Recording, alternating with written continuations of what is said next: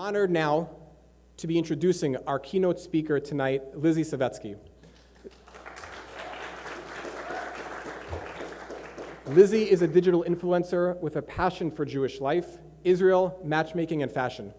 Lizzy is best known for sharing her journey of fashionable Jewish motherhood on her social media channels, often featuring her 2 young daughters and baby boy. She is an outspoken advocate for Israel and the Jewish people and against anti-Semitism. Lizzy is proud to have served as the honorary Grand Marshal for the 2022 Celebrate Israel Parade.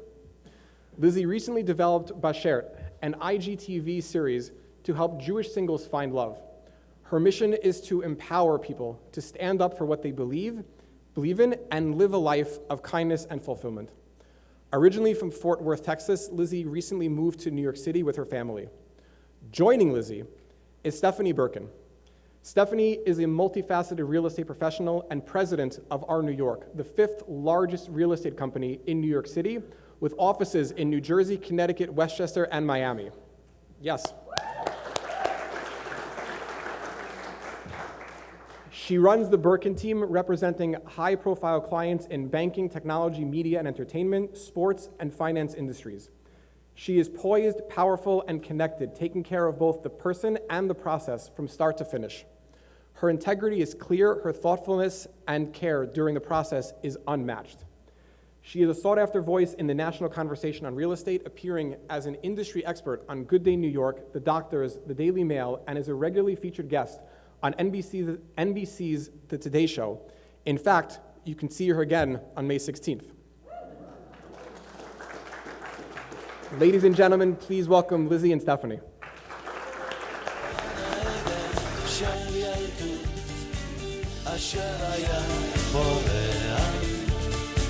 הייתי חלק מהנוף, היום אני אורח בגן העדן של ילדות. Hello, good evening. All right, I'm gonna shift. So, Lizzy. Stephanie. Lizzy is an awakener. In my opinion, she is changing. I didn't tell you about this, so don't be embarrassed, but I'm going to talk about it. Oh gosh, okay, I'm a little nervous. Lizzy is an awakener. In my opinion, she is changing the world. I'm lucky to call Lizzy a close friend, and when I was asked to be in conversation with her, it was an immediate yes. She uses her platform to teach, to inspire, to empower other Jews, to be an example that big changes can be made from a small conversation. She educates and lifts the message of what it means to be a proud Jew, to fight against anti-Semitism. She is impactful, and we can't wait to hear what you have to say this evening. The Jewish future is in our hands. And to start, Lizzy posted a quote recently, actually, and it resonated. I don't know if it was your quote, but you posted it on social media, and it resonated, and I think it's a good place to start. When adversity hits, go out and learn something. So let's all learn something tonight from the one and only Lizzy Savetsky. Thank you. Wow, what an amazing intro. That was so kind, and it's really an honor to be in this room with such amazing people, young people doing amazing work. Nothing inspires me more. I mean, that is the thing I care the most about. If you asked me to list it, it would be learning from and inspiring the next generation. So kol hakavod to all of you, and thank you for having me, and thank you, Stephanie, for agreeing to sit up here with me. Oh, it's making me my look very pleasure. short. We're like Barbie and Skipper up here. Oh, please. So let's start with how and why you became an influencer, how you decided to go from initially posting about fashion, which we see are incredibly fashionable, to becoming an activist. So it wasn't intentional by any means. I think like most good things in life, they happen accidentally, organically. So I was just blogging. I had this website called Accessories Expert where I posted, some of you guys may have followed me from back then, and I posted different articles about up-and-coming accessories trends, accessories designers, and then social media happened not long after that. I'm dating myself, so this was 11, 12 years ago at this point.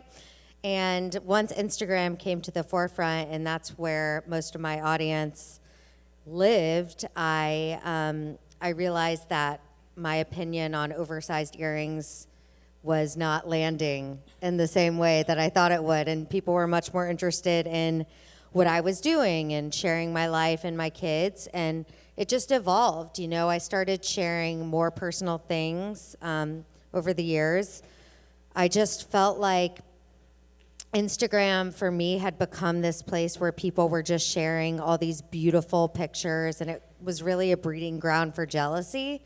And I wanted to share the beautiful parts of my life, but I also wanted to share the full picture and the struggles that I was having personally or that we were having as the Jewish people. And so I was so grateful that my audience was so thirsty for a deeper, more meaningful message and was willing to join me on this uncharted journey. And I feel so blessed to be doing what I'm doing today, to be able to wake up every day and advocate for the Jewish people and do the meaningful work I love. And of course, I still love fashion, as you can see, and I feel like, you know, you can have it all. So I think for a lot of people, the reason that they're not outspoken is two things. One is the fear of the reaction that they're going to get. And I think for a lot of people, it's not feeling educated in being able to articulate their side of the argument. I know when I attended the University of Michigan, it was a very anti-Semitic campus, and I was frustrated by Jewish friends of mine who would walk past an apartheid tent or really anti-Semitic rhetoric, and they would just walk by. And when I would have a conversation with them after I would engage with these people, I would say, why didn't you say anything? Like, this is so frustrating. And they said, we don't know what to say. We just feel like we're not going to be able to participate in the conversation because we can't articulate our side of the argument. And so I wonder if you ever get nervous or get scared when you stand up for Israel and the Jewish people on your platform, and what you do about it. It's such a good point. You know, I think there are a lot of people that tell me, you're so brave, you're so courageous, I could never do what you do.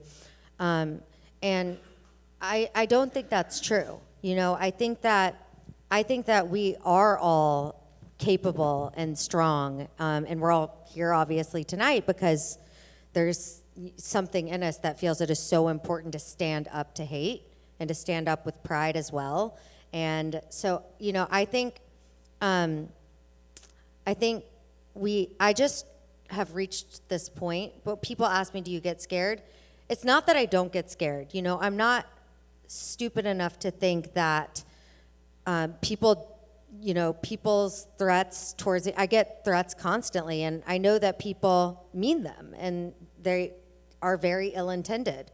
But I feel that I have no choice, and I just see the danger of not standing up and what it would look like if we didn't have a voice and we didn't have organizations like Stand With Us to back us up and to have support.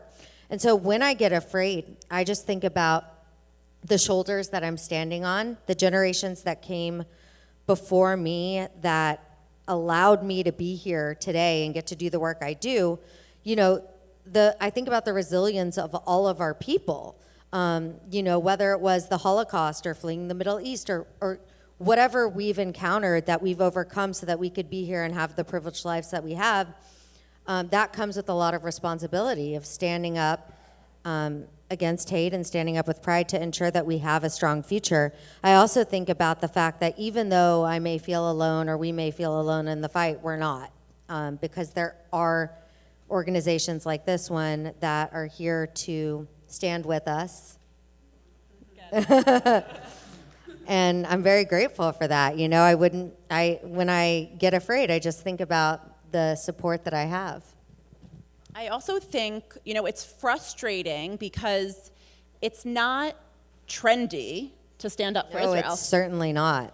And it's frustrating, especially on social media, that most of us would rather keep our head down and go unnoticed then speak out, even though we feel like we're going up against a Bella Hadid or a Kanye West, or these people who have much larger platforms than we do, which is why it's so important to continue to follow your account and to grow your account and the exposure and the visibility, and not to have that fear. And I want you to talk a little bit about, because we've talked about this personally, so if you feel okay about sharing it, I think that you have such a strong sense of identity. And I think that in having a strong sense of identity, you're able to stand up for what you believe in because you know who you are. So if you can speak a little bit about how you got there, or how you can get there, and how it makes you a little bit more confident in being as outspoken as you are. That's really kind. And somebody actually recently said a beautiful metaphor. If there is a tree and the wind blows and it has no roots, it can blow over. But if it's deeply rooted, it will stand strong no matter how strong the wind is. And so I believe that it is so important to be as deeply rooted as we possibly can be. And what does that mean? To me, it means looking at the generations that came before me. And to me, that is all about my Jewish identity. And for me, a huge component of that is the religious component, and feeling like I am grounded in my Judaism. It's my North Star, my belief in God, my ability to say, I need to hand this over because this is too much and it's getting to be overwhelming and this is out of my hands. And it's also about the message that I want to instill in my children. And I was actually speaking earlier today about how my parents, even though they never took us to Israel as kids, I knew how important Israel was to our family and that it was our homeland. And I hope to do the same with my kids. And it's not just important to stand up when we hear and encounter hate, but it's even more important to stand up with pride. But having pride means knowing who you are. And so to me, that has to do with being a part of a community that's larger than yourself, attending synagogue, and finding purpose and meaning in who we are intrinsically as Jewish people. Yeah, and I think, we spoke about educating and empowering the next generation. I mean, it's incredible to see these young girls and guys who are so proud. Can we give them another round of applause? No, it's so amazing to see, because you're strong in your own identity and you want to speak out for what's important, and it's contagious. And when people see one person doing it, it makes them feel comfortable to also connect to something and relate to someone. And it's an unbelievable thing. And I know it takes a tremendous amount of bravery and a tremendous amount of confidence and a tremendous amount of education. And I think I can speak for Lizzy and myself that we are so proud that people will be able to also follow in your footsteps. And it's just a remarkable thing. I'm going to sleep better tonight knowing that you guys are doing the work you're doing and that there is so much hope coming out of the next generation. It's amazing. And so, Lizzy, you said something really interesting to me the other day, which was you didn't go to school for this, meaning you're not afraid, and I think this is an amazing quality of yours, is you're not afraid to do the extra work. You're not afraid to educate yourself and maybe learn what you don't know if you have to go and have a conversation with someone. And so if you could speak a little bit about just how you're able to empower the next generation, how you're able to educate yourself, and how you've also seen that big changes happen from really small one-on-one conversations. So, I don't think there's any shame in saying I don't know. The Israel history is extremely complex and detailed, and it is okay to feel like you don't know enough, because most of us don't. And it is, our obligation, I think, as Jewish leaders to educate ourselves and to make sure that we learn what we need to know. But I think the anti-Israel crew is really good at intimidating us by making us think that we don't know enough to fight back. And that's not true. We do. And, I think it's a good idea to, whether it's online or with books, to read up and study up. And it doesn't have to be all at once, but when a certain situation is happening and I feel like there's relevant information that I need, I'll learn about it. And I also think that every single person out there can change the world. And I know that sounds maybe super cliche, but I really believe it, because the changes that I've seen, the biggest and most impactful ones, are the ones that come from, as you mentioned, one-on-one conversations. The conversations that you're having with your neighbor, with your classmate, with your teacher. This is really where we can make a difference and have a ripple effect in the world.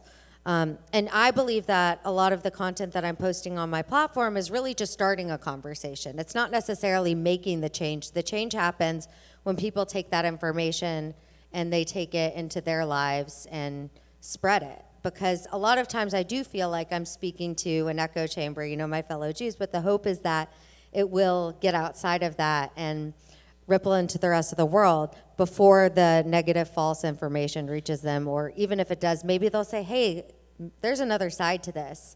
And Lizzy doesn't seem like a hateful person, so maybe Zionists aren't bad. Right. And I think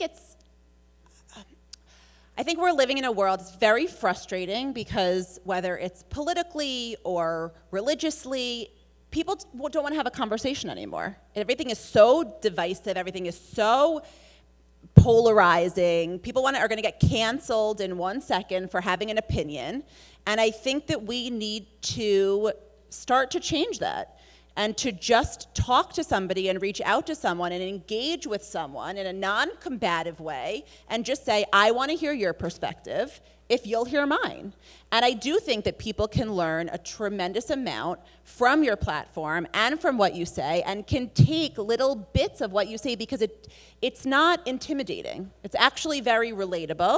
And I think people can take little tidbits from everything that you say at every speaking engagement that you're on, and have a conversation and start a conversation with one other person who may not agree with their opinion or who may not come from the same background, and just start the conversation. So the last thing that I want to ask you to maybe give to the audience is a takeaway.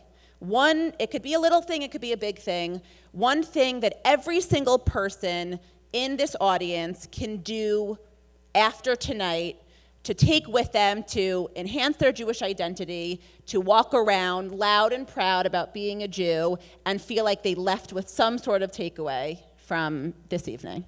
And you? No pressure. So I would like to give 2 takeaways. The first one is stand strong in your Jewish pride, and wear it loud and proud. Don't be afraid to wear your Magen David, to wear your yarmulke. It is so important, and it's not just important for the world to see, but it's important for us to feel that we are proud Jews, for us to know that in spite of everything, we are not backing down, and we are strong in our identity. My husband's great uncle, who was a Holocaust survivor, he said, Einstein was just a German until Hitler came to power. And it was only then that he was forced to identify as a Jew, because that's what Hitler saw him as. And so you cannot run away from your identity, and we're so much better off embracing it, because it's such a gift and such a blessing. The second piece of advice that I will give is, don't be afraid to have the hard conversations. Whether it's discussing with your family members about what you can do, or getting vulnerable about how anti-Semitism or anti-Zionism is making you feel. How you're feeling about whatever conflict happens to be going on in Israel, or attack is going on in Israel, those conversations, but also getting outside your bubble and being willing to have those conversations with people who maybe don't have your viewpoint. And the advice that I have to give there is, I've learned the hard way that anger doesn't go very far when you're trying to change people's minds. And the best way and I get really effing angry sometimes. I haven't seen that. Well, it only takes a few posts from Bella Hadid to really push me over the edge. But I do, and I'm sorry for the for the explicit, but I do. I get really fired up and heated about it. But what I've learned is that if I just take a second to pause, or maybe sometimes I need to count to 100 and pause, and ask myself, what do I want to achieve and how can I best achieve it in a video that I'm posting or a conversation that I'm having, I never regret taking that pause to really calm myself down. Because having the ability to say, how does this make you feel? Or what do you think about this? And getting their perspective really opens the door for a conversation that can change both of you. And, those conversations are what really have a profound impact on the changes that we need to see, especially when it comes to these hot button issues that are not so on trend. And it's so unfortunate that anti-Semitism and standing up to anti-Semitism has become a polarizing issue. I mean, it's very shocking. And so I think we need to be out there in the world talking about it, but in a very nice and composed way.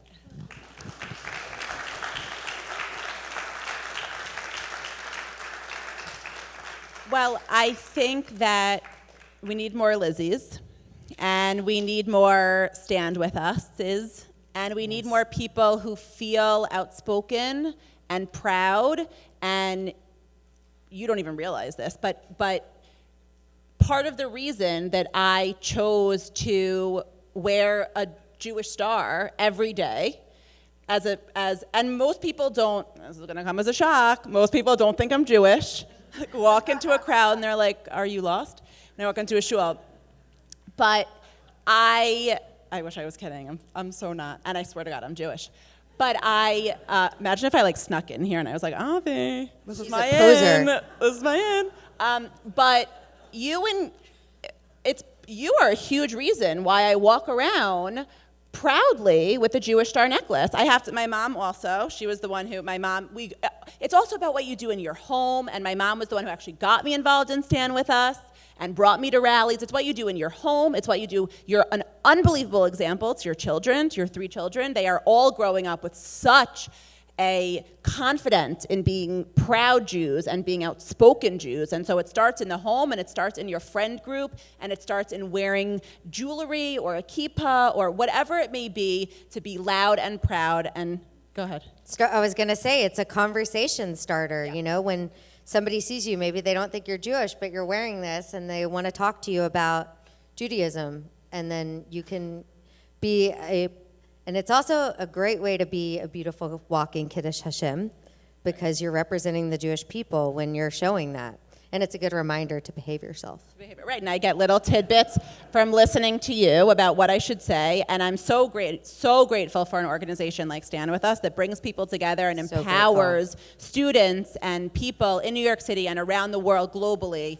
Thank you so much for having us. Thank you for so much, Lizzy, for letting me ask you questions and your exposure. Thank you for making us feel like we're not alone. We have a team. Thank you. And Stephanie is the best realtor ever, I just have to say. Sorry.